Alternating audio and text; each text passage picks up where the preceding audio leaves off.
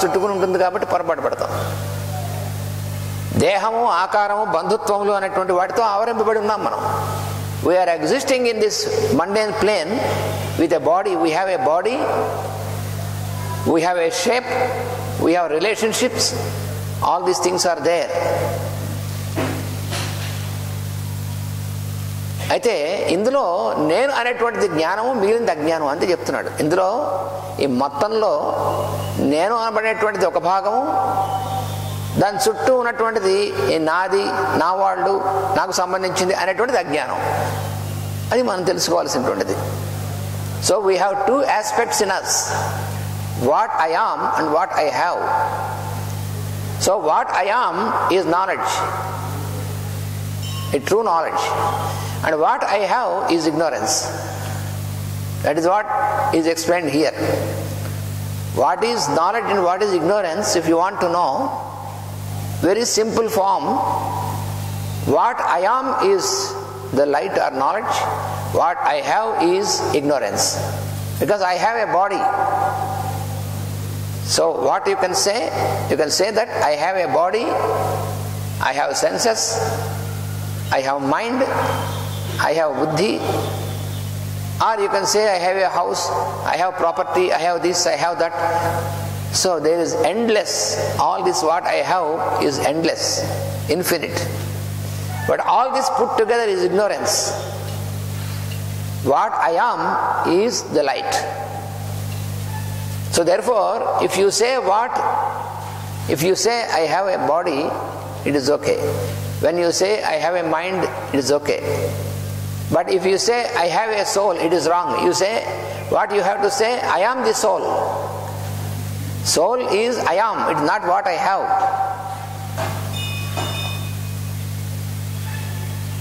నాకు శరీరం ఉంది, నాకు ఇంద్రియములు ఉన్నాయి, నాకు మనస్సు ఉంది, నాకు బుద్ధి ఉంది, ఉపయోగిస్తే. నాకు చాలామంది స్నేహితులు ఉన్నారు, బంధువులు ఉన్నారు, ఇళ్ళున్నాయి, ఇవన్నీ నాకు ఉన్నటువంటివి అని చెప్పచ్చు. కానీ నాకు ఆత్మ ఉంది అంటే తప్ప నేనే ఆత్మని. ఆత్మ అంటేనే నేను అని అర్థం. ఆత్మ అనేటువంటి పదానికి అర్థం ఏంటంటే నేను అని అర్థం. దానికి ఇంక వేరే దాని గురించి గందరగోళం పడక్కర్లేదు. ఆత్మ విద్య అంటే ఏమిటి? నేను అనేటువంటిది ఏమిటి తెలుసుకోవడమే ఆత్మ విద్య అంటే. ఆత్మ విద్య అనగా ఏమనుకున్నారు? ఏమనుకోక్కర్లేదు.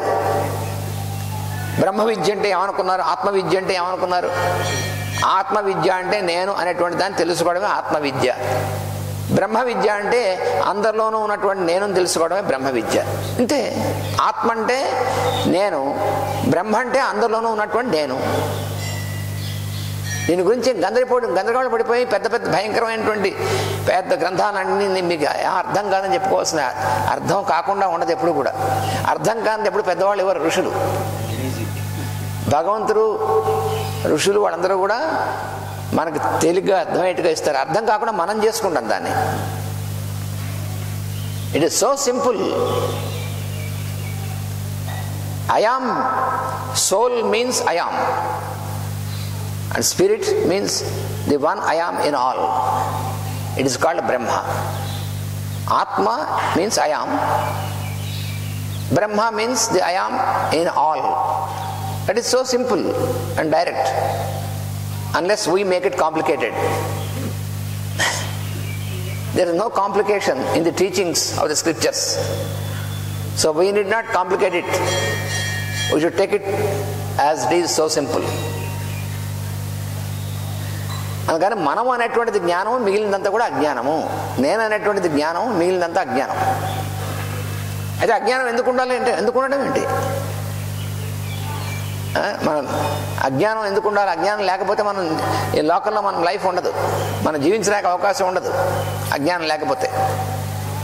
ఒక ఆయన ఉన్నట్టు, ఆయన కొత్తగా వేదాంతం నేర్చుకున్నట్టు గురువుగారు చెప్పారు, నాయన సర్వం కల్వితం బ్రహ్మ, అంతా బ్రహ్మే అని చెప్పాడు ఆయన. వీడికి బాగా ఎక్కింది వేదాంతం. ఇంటికి వెళ్ళాడు, భార్యని ఓ బ్రహ్మగారు అని పిలిచాడు. అనుకుంది, మరి వీడికి ఆకలి వేస్తుంది. ఓ బ్రహ్మగారు కొంచెం పరబ్రహ్మాన్ని వడ్డించండి అన్నట్ట. వెళ్ళిన తర్వాత ఆవిడ మతిపోయింది, ఏ పరబ్రహ్మ వడ్డించాలి? అన్నపరబ్రహ్మ, పప్పు పరబ్రహ్మ, కూర పరబ్రహ్మ, దేన్ని వడ్డించాలి? అందుకని ఈ పరబ్రహ్మాన్ని వడ్డించమంటే ఏ పరబ్రహ్మాన్ని వడ్డించమంటారంటే అన్నం పరబ్రహ్మమే, అన్నం అని చెప్పొచ్చుగా. అంటే అన్నం అంటే అజ్ఞానము, అజ్ఞానం నిజమే, కానీ పరబ్రహ్మం జ్ఞానం నిజమే, అన్నింటిలో పరబ్రహ్మమే. కానీ ఇక్కడ అందుకని అజ్ఞానం తప్పనకూడదు, ఇదంతా అజ్ఞానమే. అజ్ఞానం లేకపోతే నిత్య జీవితం లేదు. అందుకని పతంజలి యోగ సూత్రాల్లో కూడా మన మాస్టర్ గారు యోగ ప్రసంగాలు మనం వింటే మనకు అర్థమవుతుంది. అజ్ఞానం ఎందుకంటే మేము చెప్పారు, అగో మనం రోజు జీవితంలో మనకు ఉన్నటువంటిది అజ్ఞానం వల్ల జీవిస్తున్నాం మనం, దాని నుంచి లోపల ఉన్నటువంటి జ్ఞానం అటువంటిది చూసుకోవాలి. When you study Bhagavad Gita and also the Yoga Sutras of Patanjali, then you will realize that the place of ignorance also has its own place. That is why it is created. Without ignorance, you have no existence in the mundane plane. For example, if I say, so and so is my wife, is it knowledge or ignorance? It is ignorance. Is she your wife or is she a human being? Is she a human being or is she a light of the one Lord? So in reality, what you call your wife is the light. What you call your son or your daughter is the same light. What you call your friend is the same light. But yet, in the daily life, in the mundane plane, you say she is my wife, he is my child, and he is my friend. All these relationships. So all these relationships belong to ignorance. But still it has its own place. Otherwise, what happens? In your daily life, if you don't want ignorance, instead of knocking the door of your house, you will knock the door of the other house. Then you will have a problem. So ignorance is a protection for you, but you have to penetrate this ignorance and look at the inner light. That is what you have to do in your practice of yoga. That is the real practice of yoga. When you are speaking to your wife, at the same time you have to remember inside that it is the same light. But you speak to your wife, but you speak to the inner consciousness. This you have to practice. Then you will have no problems. Otherwise, what happens? If you forget the inner light and if you speak only with the relationships, then there will be problems. So why you should learn yoga in the true sense, why you should study the scriptures is so that you will not get into problems in your daily life. You can live every moment you can live happily in your daily life.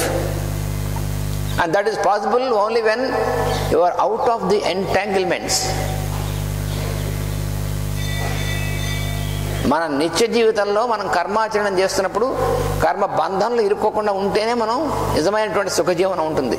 కర్మ ఆచరించాలి, బంధంలో ఉండకూడదు. అది ఇక్కడ మనం చెప్పేటువంటిది. ఇదే ఉత్తమ యోగం అంటారు. యోగాభ్యాసం దీంతో చేయాలి. మనం యోగాభ్యాసం చేయాలి.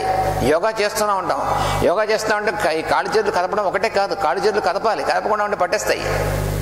కానీ కాళ్ళు చేతులు కదపాలి, వ్యాయామం చేయాలి, ఎంత యోగా చేయడం నిజమే. కానీ అది చేయడం అనేటువంటి దేనికోసం? ఈ రకమైనటువంటి అంతర్దృష్టి అనేటువంటి దాంతో చేయాలి. అది కోసం ఇది లేకుండా ఉంటే చేసాను కాళ్ళు చేతులు కలిపామనుకో, నువ్వు 10 సంవత్సరాలు 100 సంవత్సరాలు జీవితం అంతా కలిపినా యోగా అంటే నిజమైనటువంటి అర్థం కాదు అది. So what is generally understood as practice of yoga is only the physical exercises. That is necessary. The physical exercises, you have to use your physical body properly. That is most necessary.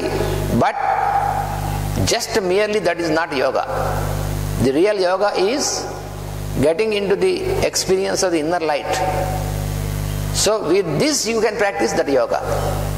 Without having this, if you only make some practice of the physical postures only for the whole life, but you will achieve nothing. No progress on the spiritual plane. So the progress on the spiritual plane is possible when you apply this in your relationships, in your daily life with all the persons. Then it is possible.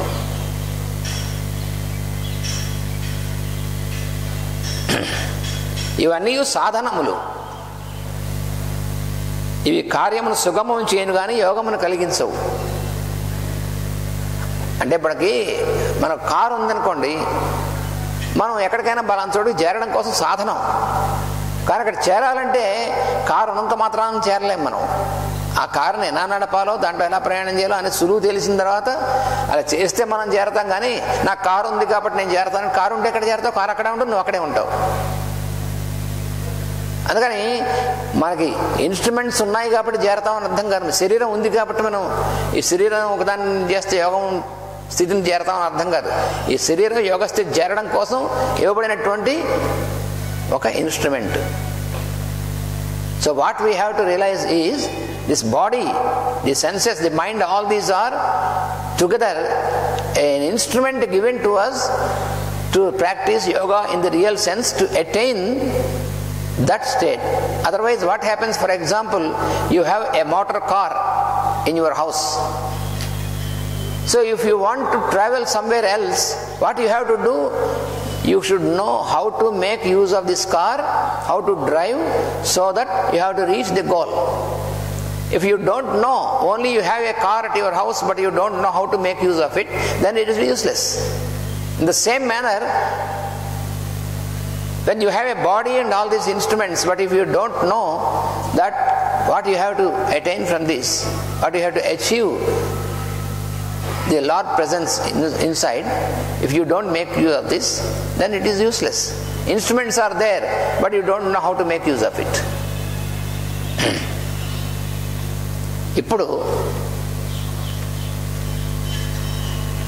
వెంటనే అర్జునుడు మన ప్రశ్న వేశాడు. So when Lord explained in this 4th chapter, the last stanza also, in the following chapter, once again the disciple has put a question. అర్జునుడు అంటున్నాడు, బానే ఉందయ్యా, సన్యాసం కర్మణాం కృష్ణ పునర్యోగం చ శంససి యచ్ఛ్రేయత యతయోరేకం తన్మే బ్రూహి సునిశ్చితం. అయ్యా, నువ్వు కర్మల్ని సన్యసించాలన్నావు. అంటే కర్మలు సన్యసించాలి, కర్మ సన్యాసం పొందాలి కదా చెప్పావు ఇప్పటిదాకాను. మళ్ళీ యోగం అనేటువంటిది చెప్తున్నావు, ఈ రెండు చెప్తున్నావు. ఇలా రెండు చెప్తే ఎలాగయ్యా? ఏతయోర్ ఏకం యత్ శ్రేయ, ఈ రెండిట్లోనూ ఏది నాకు మంచిదో తన్మే బ్రూహి సునిశ్చితం, ఖచ్చితంగా దాంట్లో ఏది నాకు మంచిదో అది చెప్పవలసింది అని మళ్ళీ ప్రశ్న వేశాడు. So the disciple again has put a question. That is starting of the 5th chapter of the Bhagavad Gita. He says, you commended me to give up doing, you recommend me to cooperate with my deeds, select one among the two and decide which is desirable. That is the question he has put the Lord once again. రెండిట్లో ఏది మంచిదో నిశ్చయం చెప్పు, అంతేగా రెండు చెప్తే ఎట్లాగయ్యా? ఒక పక్కనేమో కర్మ సన్యాసం అంటావా, ఇంకో పక్కనేమో నువ్వు కర్మ చేయమంటావా? ఎలా కుదురుతుంది? అందుకని ఈ రెండిట్లో ఏది మంచిదో అది నిర్ణయించి చెప్పు ఖచ్చితంగాను ముందు అన్నాడు భగవాన్ వాచ. So the lord again answers, సన్యాస కర్మయోగశ్చ నిశ్రేయసకరా ఉభౌ తయోస్తు కర్మ సన్యాసాత్ కర్మయోగో విశిష్యతే. సరే నాయన, సన్యాస అంటే ఏమిటో మనం చెప్పుకుంటాం. కర్మయోగశ్చ, సన్యాసం అనేటువంటిది కర్మను జోడించడం అనేటువంటిది, ఈ రెండు కూడా ఉభౌ నిశ్రేయసకరవు, ఈ రెండు కూడా మనకి శ్రేయస్సును కలిగించేటువంటివి. అంతేగాని రెంట్లో ఒకటి గొప్పది ఒకటి తక్కువది అనేటువంటిది కాదు నాయన. ఈ రెండు కూడా మనకి శ్రేయస్సును కలిగించేటువంటివి.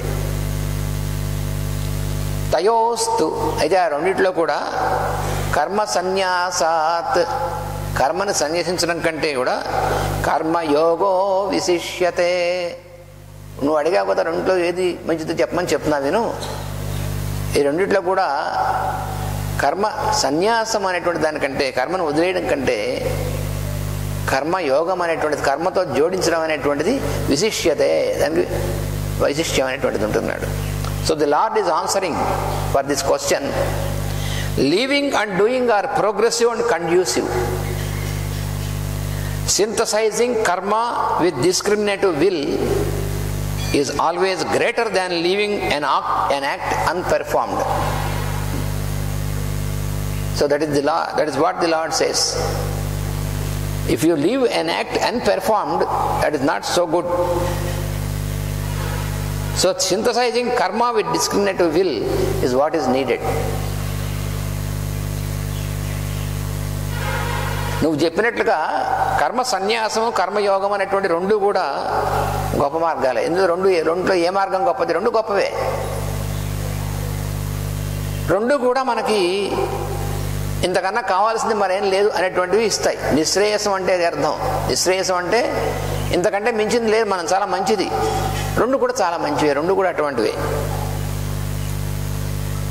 అయితే రెండిట్లో నిశ్చయించి ఒకటి చెప్పమన్నావు కదా, రెండు ఎట్లాగని అది చెప్తున్నా వినన్నాడు. కర్మ సన్యాసం కంటే కర్మం చేయడమే గొప్పదన్నాడు, కర్మను వదిలేయడం కంటే.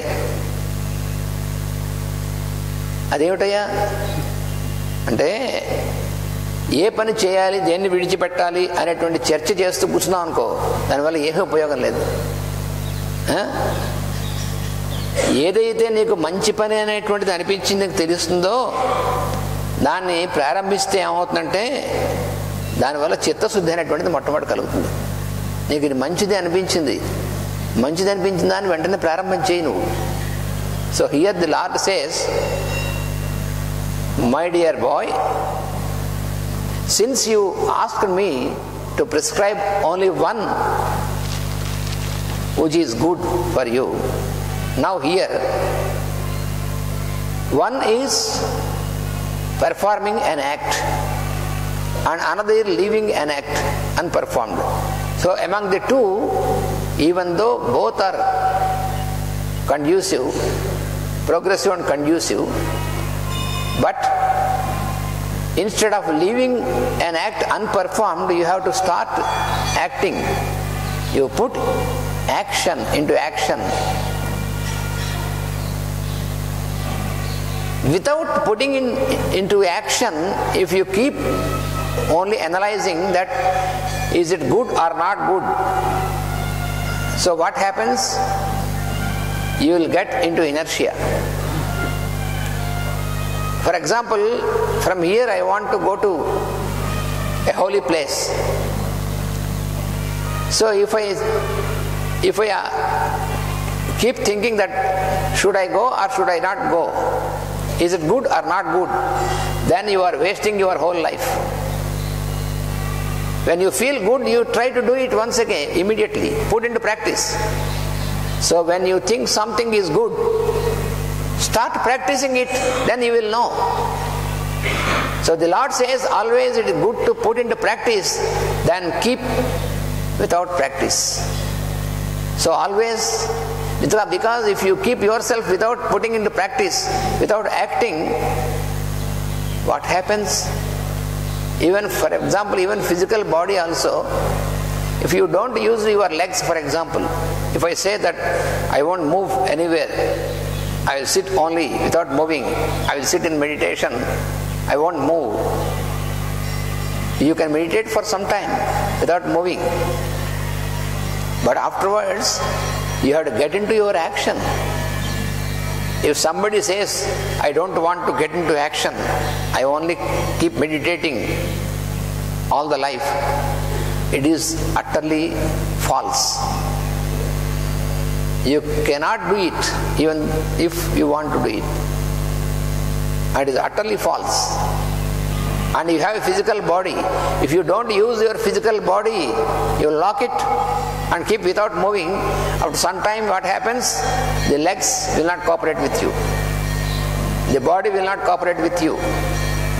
So you are not expected to leave your action. So the Lord says very clearly that instead of keeping yourself without doing, without performing, it is better to perform an act.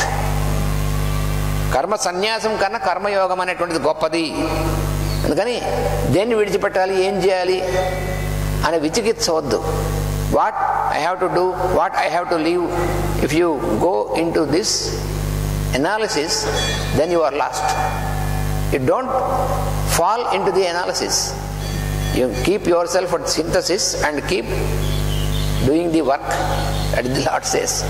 The Lord never recommends you to leave your work.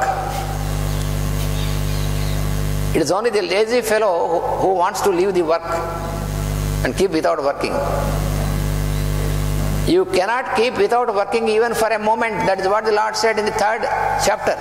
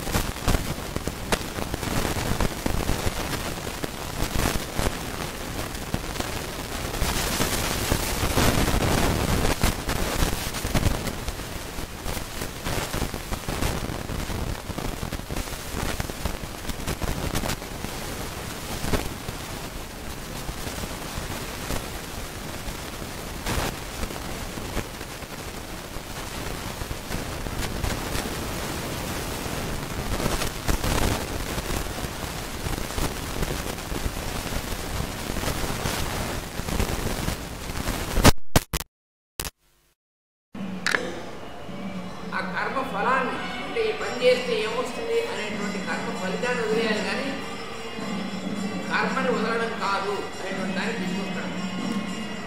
మనం చేయవలసిన పని కాదు వదిలేయాల్సింది. ఈ పని చేస్తే దాన్ని వదిలేయాలి.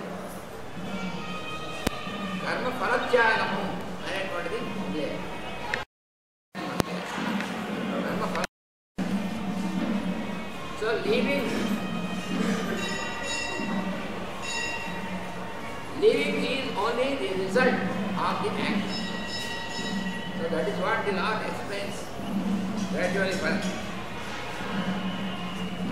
అంటే మనకి నచ్చిన మంచి పనులు, మనకు నచ్చిన చెడ్డ పనులు అనేటువంటిది వస్తుంది మన మనసులో. మనం ఏం చేస్తూ ఉంటామంటే మన మనస్సుకి బాగా నచ్చినటువంటివి ఇవన్నీ మంచి పనులు తీసుకుంటాం, మనకు నచ్చినటువంటివి ఉంటాయి చెడ్డ పనులు. అందుకని మన మనస్సుని బట్టి కాదు మనం నిర్ధారించాల్సింది. మంచి పనా చెడ్డ పనా అనేటువంటి దేని బట్టి మన మనసుని బట్టి, కానీ మన మనసులో వచ్చేటువంటి ప్లాన్ నాకు ఇది చాలా మంచిది అనిపించింది అని నువ్వు అనుకుంటే కాదు. అది మంచిది ఎప్పుడు అది అందరికీ కూడా మంచి ప్రయోజనాలు కలిగించేటువంటి దగ్గర మంచిది అవుతుంది, కానీ నీకు మంచిది అనిపించే మంచిది కాదు. అది మనం తెలుసుకోవాల్సింది. అందుకని మంచిది అవునా కాదా అనేటువంటి దానికి నేను ప్రయత్నించాను. What is the criteria for us to determine which is good and which is bad? మంచి చెడు అనేటువంటిది దేని మీద ఆధారపడి మనం చేస్తున్నాం అనేటువంటిది అక్కడ మనం తెలుసుకోవాల్సింది. ఏది మంచిది ఏం చెడు అనేటువంటిది, మంచి చెడు అనేటువంటిది మన మనస్సును బట్టి, మన మనస్సుతో మనం దాన్ని నిర్ణయించడం అనేటువంటిది చేస్తే దానివల్ల ఉపయోగం లేదు. మంచి చెడు అనేటువంటి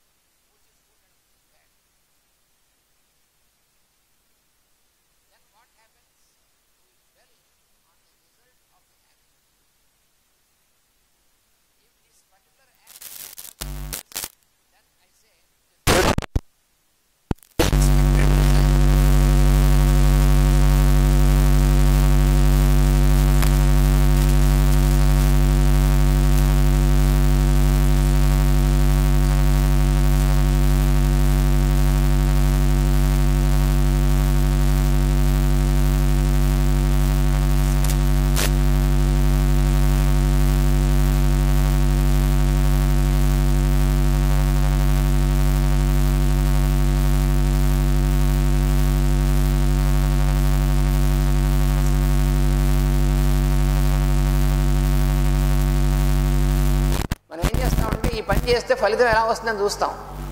మనం అనుకున్నటువంటి ఫలితం వస్తే ఇది చాలా మంచి పని అండి, నేను చేస్తాను. అందుకని మనం ఏం చేస్తాం, మన నిజ జీవితంలో మనం ఏం చేస్తూ ఉంటామంటే, మనం 1,00,000 రూపాయలు పెట్టామనుకోండి, 10 లక్షలు వస్తుంది. ఇది చేయవలసిన పని, ఎందుకంటే 10 లక్షలు వస్తుందిగా అని. తీరా పెట్టాక రాదనుకోండి, అప్పుడు ఏడుస్తాం మనం. అంటే ఏడ్చినట్టు ఉంటుందంటారు దాన్ని. వాడు మోసం చేసేట. ఎవడు మోసం చేస్తాడు? మనమే మోసం చేస్తాం. మనమే. చాలామంది రోజు పేపర్లో చూస్తూ ఉంటాం, బనాలి వాళ్ళు ఇన్ని కోట్లు కాజేసి టోపీ పెట్టేశారు. ఎవరికి టోపీ పెడతారు? పెట్టించుకున్న వాళ్ళు పెడతారు. ఈ పెట్టించుకున్న వాళ్ళు ఎవళ్ళు 1,00,000 పెడితే 10 లక్షలు వస్తుంది అనుకుంటారు, వాళ్ళకి టోపీ పెట్టేది. అంతేగాని ప్రతివాడికి ఎందుకు పెడతారు అంటే, ఏ పని అయితే నీకు ఇష్టం అవుతుందో ఆ పని చేద్దాం అనుకున్నటువంటి వాడికి పడతాడు. అంతా కూడా నీకు ఇష్టమైతే చేయకూడదు, చేయవలసింది అవునా కాదా అనేటువంటి చేయాలి. So any action, when you want to put into action, you have to make a discrimination first of all. If you are going to act because you like it, or if you don't want to act because you don't like it, then you are wrong. You should not decide depending upon the result of an action. If the result is profitable to you and then you want to act, then suddenly you will realize that it doesn't give any profit. Then what happens? So therefore you should not decide depending upon the result about the action.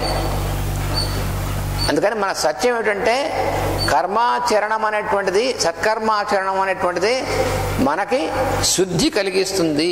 చిత్తశుద్ధి అనేటువంటిది దానివల్ల వస్తుంది.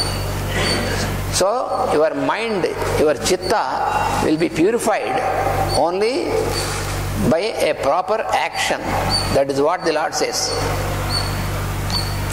కష్టములు బాధలు కలిగించేటువంటి చెడ్డ పనులని,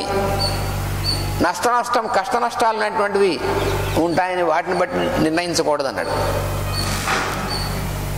అందుకని ఇట్లా ఏ విధముగా గమనించినా కూడా కర్మాచరణం అనేటువంటిది నా అభిప్రాయం, అంతేగాని కర్మను మానుట కాదు. So the lord clearly says, since you have asked me my opinion, in my opinion it is better to perform an act instead of leaving an act unperformed. That is most important. కర్మను ఆచరించడం మానేసిన వాడికి వచ్చేటువంటి చిత్తశుద్ధి గారు సోమరితనం. పని చేస్తే మనకి కర్మబంధం ఉంటుంది కాబట్టి, కర్మబంధంలో పడకుండా ఉంటే పని చేయకుండా ఉండాలనుకునేటువంటి వాడికి కావుతుందంటే చిత్తశుద్ధి అనేటువంటిది రాదు, సోమరితనం వస్తుంది. ఆ సోమరితనం వస్తే వాడికి పనికిరాడు, చుట్టూ ఉన్నటువంటి సమాజానికి పనికిరాడు. ఎందుకు పనికిరాని వాడు అవుతాడు. So if you want to leave an action because of the depending on the result, then you may not be useful for you and also for the society, both. A real aspirant should know that your